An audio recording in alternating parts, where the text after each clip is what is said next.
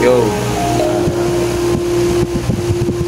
ito gusto kong malaman kung agree ba kayo dito sa sasabihin ngayong araw. Meron din kasi ako na ma-realize na bagay sa buhay ko. Sa buhay wala natin mga tao, walang pagkatalo. There's no music, walang pagkatalo. Lagi at puro pagkatalo. It's always good. Agree ba kayo? Agree ba kayo?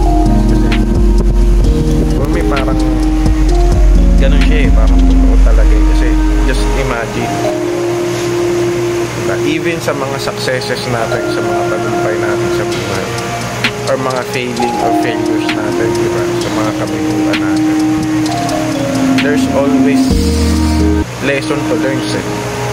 Lessons to learn, diba? Talagang lagi siya may ibinibigay na lesson sa atin na para matutunan natin. So yun, sabi ko, siguro nga tama na wala talagang pagkatalo sa buhay. Kasi just imagine kung naglalaro ka ng basketball, for example, liga yan, competition yan, diba?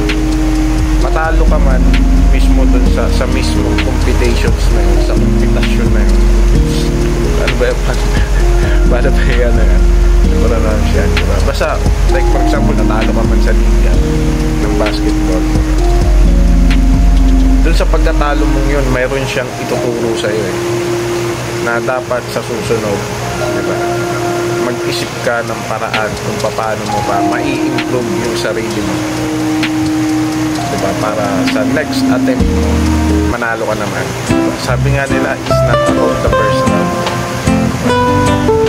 so it's always about the next round, paano ka magbabounce. For me, huwag kayong matakot mag-try kung meron kayo gusto gawin sa buhay or kung gusto nyo abutin yung pangarap, kasi wala talagang pagkatalo. So kung meron kayong gusto abutin na pangarap, sugalan nyo, tayaan nyo, diba? And huwag kayong matakot mag-try, huwag kayong matakot mag-fail, kasi yung failure na yan ang maglilid sa atin, yan ang magiging parang stepping stone natin to success, diba? Yan ang magdadala sa atin sa successes natin. And it's normal na mag-fail tayo sa mga first attempt natin, kasi first time na rin na tayo, diba? And remember, yung word na fail, F-A-I-L, it stands for first attempt in failures, diba? So, unang pagtangka mo siya, unang pagtangka mo sa pagkatuto. So, huwag kang matakot. Tayaan mo lang kung ano man yung gusto mo, pangarap na maabot mo, sugalan mo lang. Matakot ka kung basta-basta mo na lang tatalikuran yung pangarap mo. And matakot ka na hindi ka rin mag-try. Kasi pag hindi ka nag-try, hindi ka nga mag-fail, pero hindi ka rin magsasucceed. Ang wala kang bagay. Know your worth. Know your worth.